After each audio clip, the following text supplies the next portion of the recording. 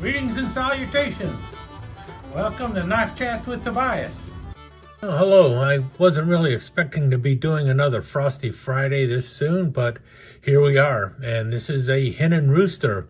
Yes, Jim Frost, or Frost Cutlery now, owns Hen Rooster, world's finest cutlery, and they have been the proud owner of this trademark for, geez, a good 20 years or more. Now they make Hen Rooster knives in Germany, they make them in Spain, and they also make them in China and Pakistan now.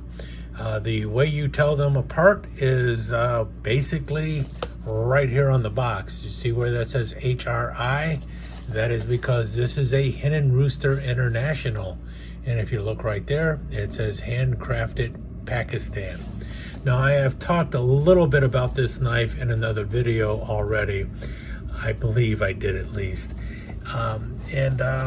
This is really just a first look at it as well, because I'm going to get another similar knife and I want to compare it to it, but that knife has not shown up yet. But I can at least give you a brief overview of this knife, tell you what's really problematic about it, and why I still like it in spite of the issues that are on there. But anyway, the reason I picked this knife up is because it's one of those small skinning knives, and I've been obsessing about these recently. And taking a look at the blade here, some people would look at this right away and say it's a caping knife, or a caper, a knife used for removing the hide of the animal around the head area and everything. So around making fine detail cuts around the antlers, around the eyes, around the nose, around the mouth and everything else, so that you can take that part of the hide off of the animal all in one piece for taxidermy purposes and stuff. So it's supposed to be like a small razor almost. And that's where I've never done anything like that with a knife. I've never done any caping work, so I don't know if this is an issue or not, because if you notice, that is a pretty thick blade. That's some pretty thick blade stock going on there, and you can see, you know, it's got a nice grind going down.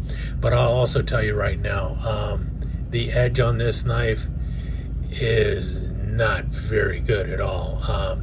It doesn't necessarily cut through paper. It more or less rips through paper right now. So I don't think it would work very well, at least with this factory edge that's coming with it.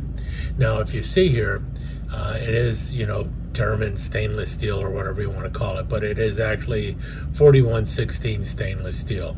I do not know how well it was heat treated or anything like that, but I do know that the factory edge is just absolutely horrible on this knife. Really bad. You see here the number on here, it says HRI 5024. That was the same number on the box here, Hen Rooster International 5024. So that number is not HR 15024. That is Hen Rooster International. And when you see that on the blade, you need to pay close attention to that, because some of these knives are not going to be stamped Pakistan.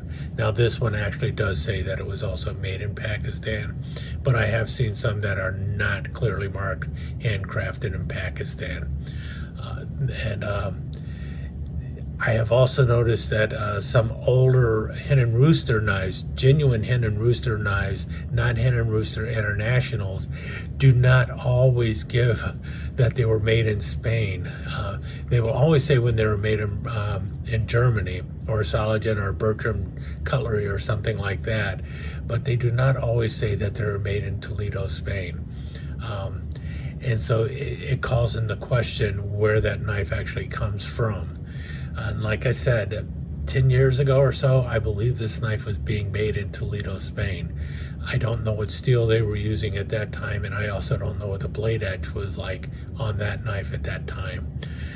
But that was my biggest problem with this knife when I first got it. Now, I have not sharpened it yet.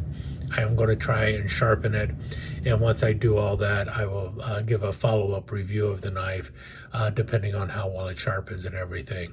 And actually, I do plan on doing another review of this knife where I'm going to compare it with a knife either from Schrade or Baron Son, another caping knife though. Won't have the same handle, but that is really one of the reasons I bought the knife, is because of the elk horn here, or the antler. Yeah, and I have to really worry about dropping it on my hand and cutting myself. I don't think I would do that if I thought the knife was actually sharp. You see the little brass ferrule up here too. Anyway, let's get back to the antler. The antler is okay, I guess, but it's kind of fat here. I would like it to be a little more narrow so that when you're getting up on the blade and you want to pinch on it, you don't have such a step down here. That part just feels awkward if you're trying to pinch it on the side. Not at all comfortable. So that is also something where I might actually get a grinder and make the step on the side here a little bit steeper coming down, or actually thin out the handle a little bit here. It feels okay, but it is definitely rounded more so than I like, and so I might just end up flattening this out on the side a bit and flatten it in. So I might be doing some major work on this knife to get it to the way I want it to be. But first I got to see if I can actually sharpen it and if it will hold an edge or not. As for the sheath, it's a little stiff, might be a little dried out, but it is not that poorly made. You see there's two rivets holding it in the back here. I would have liked to have seen this sewn in place as well as riveted, but they just riveted it. They just put it on with rivets. I would have liked to have seen it sewed as well. I would have liked to have seen this sewn as well as riveted. It would have been, I think, a little more secure that way, because with it just being rivets in the back here, this has a better chance of wobbling. And if it starts wobbling, then the leather can rip a little bit easier. But if they would have sewn it down and had rivets, it would have been much more secure. There wouldn't have been nearly as much action going back and forth here on the rivets. So that would have been a little bit of a better sheath as far as I'm concerned. It is double stitched here. The burnishing along here is okay. The dyeing there is also okay. It is nicely embossed there with the Hen Rooster logo. And I do like the color of it. The brown is a nice color. And I do like the fact that it is a tube sheath. I could also wet this sheath down a little bit, and then it might form fit a little bit better to the handle here. But the knife does go in there fairly well. But as you can see, because it is round, there's plenty of room in there for this knife to twist around, which I don't know if that's good or bad, but once I do some work on the handle, that might become more problematic, because I will definitely have to soak it and get this to seat in there a little bit better. So a lot of plans for this knife, but first things first, I thought I would talk a little bit about it, give you my first impression of it. And for the most part, I'm going to say that this is going to be an interesting project knife for me.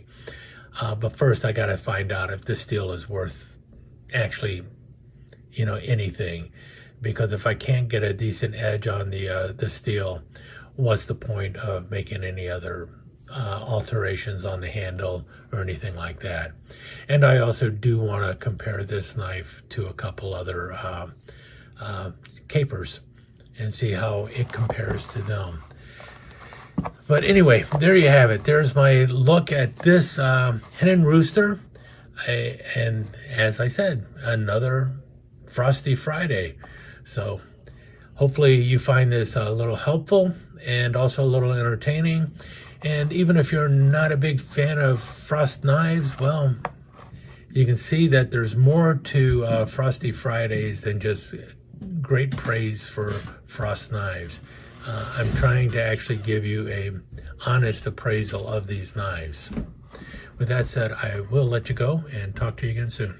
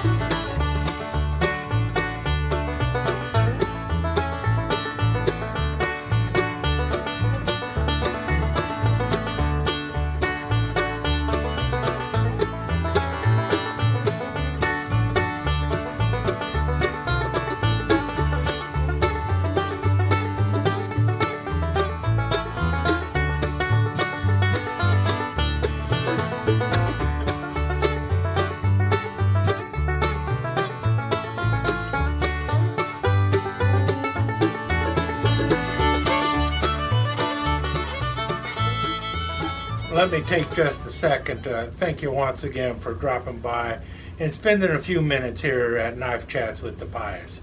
I really do appreciate it, and I do appreciate any comments that you leave. So please remember to give me that thumbs up, and also don't forget to subscribe and ring that notification bell so you'll know when the next episode is up and running. Thanks again for dropping by. Really do appreciate your time here.